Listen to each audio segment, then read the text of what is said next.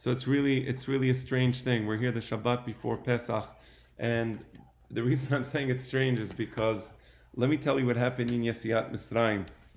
And I think once I tell you what happened in Yesiat Mitzrayim, you'll understand why I personally find it interesting.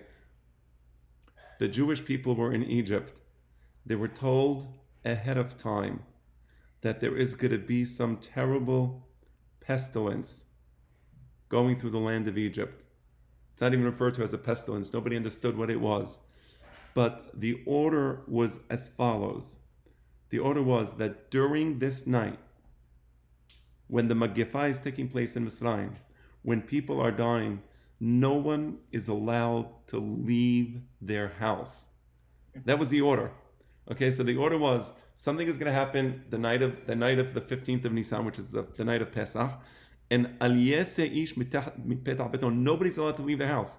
They have to quarantine themselves, if I may use a modern term. And anybody who stays in the house will be saved on one condition. Okay, and here's where maybe we can learn a lesson for our days. Because I think if you look at the condition, you'll realize that it's not enough to just stay home. And people stay home, and people unfortunately get it because they met somebody before, they saw somebody inadvertently. As careful as we are, we can never ensure that we're fully protected. So here's the condition. You have to understand that in Egypt, there was a very strong belief in the power of Capricorn. Capricorn was a god. Today we know as a constellation. The constellation of Capricorn is a goat or a young goat or a young sheep. And the Egyptians would not tolerate anybody abusing the young sheep or anybody abusing the goat, because for them it was a holy animal. And do you know when the strength of Capricorn is the greatest? Because in the Egyptian calendar, it changes from week to week and from month to month. There's always a new god that on that month we have to pay him homage. Do you know which god is the god that needs to get special homage on the month of Nissan? Not the Nile, not the sun, Capricorn. So on the month of Nissan, Capricorn in the Egyptian thinking, the Avodah Zarah of the sheep, of the goat, that's the highest power for that time of the year. And basically, the Jewish people are given a choice. And here's the choice. Either you believe in the Egyptian way, you believe in the Egyptians protecting you, you believe that the Egyptian God will do you good, or you believe in the God of Abraham, Isaac, and Jacob. But you must make a choice. You can't be on both sides. You can't say, no, I believe in God. Of course, I'm gonna pray to God. I'm a God of Abraham, Isaac, and Jacob. But I'm also gonna respect the Egyptian Avodah Zarah. So those two things can live together. The story of Pesach teaches us that no, those two things cannot live together. And you know what?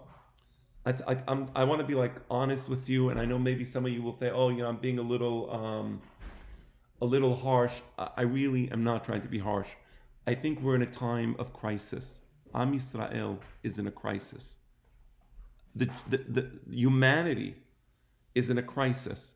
I read an article that the vibration of the crust of the earth has actually lessened because there are so few humans going outside.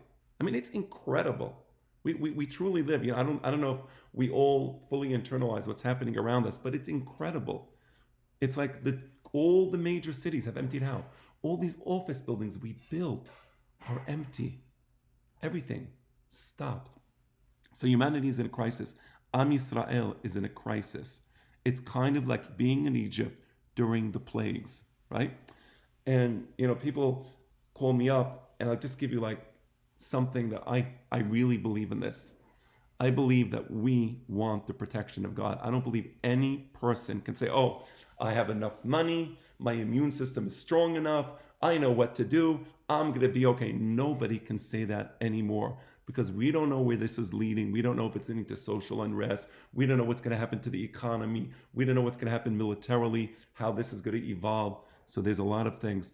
Ultimately, we need the protection of God. That's the simple truth. And I just want to tell you, it's Pesach.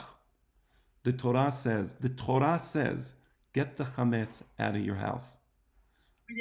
And people are telling me, Rabbi, it's a time of crisis. Can we keep the chametz in the house? And a few people came to me, and even rabbis are saying this. I know it, and I'm not putting it down. I'm just going to give you my opinion.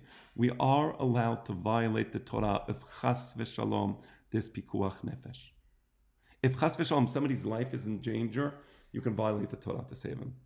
So my answer is anybody ready to eat pig meat? If you're hungry enough that if somebody brought you pig meat, you would eat it, that's danger. That means you really feel your life is in danger and you can do it.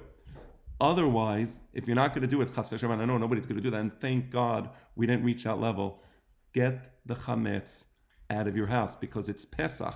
And Pesach is telling you, you have a choice. You can believe in the system, you can believe in the society around you, and you can believe that's going to protect you. Or you say, you know what, God is going to protect me. I have full faith in God. So do something crazy. Take the God of the Egyptians, make shechitah of the God, put the blood of the lamb or the goat outside, roast the lamb for everybody to smell and for everybody to understand what you did. So my rabbinical plea to all of you is get rid of the hametz. Don't rely on leniencies. This is a time for us to be extra strict and to show extra allegiance to God because that's what he wants from us. And what we want from him is we want his protection. And I believe that we will merit his protection and we will get his protection. And we're going to have full faith in HaKadosh Baruch Hu. So Pesach is around the corner. Hang in there. That's the sign of the Geula. We'll all make it to Pesach and we will all merit the salvation of HaKadosh Baruch Hu. I would like to wish Shabbat Shalom to everybody. I miss you all. I just want you to know I miss you all. I care about all of you. And I'm just happy when I see all of you on my screen because it really gives me a beautiful feeling. Thank you, Rabbi. Your words always do the trick. Your words always do it. Thank you. Thank you. Thank you. Shabbat shalom. Thank you. Shabbat shalom. Shabbat Shalom. Rabbi, Shalom. Thank you. Of course. Hey, Albert. Shabbat shalom. Shabbat Shalom, everybody. Shalom, Shabbat everyone. Shalom. Hey. Shabbat shalom. Shabbat Shalom.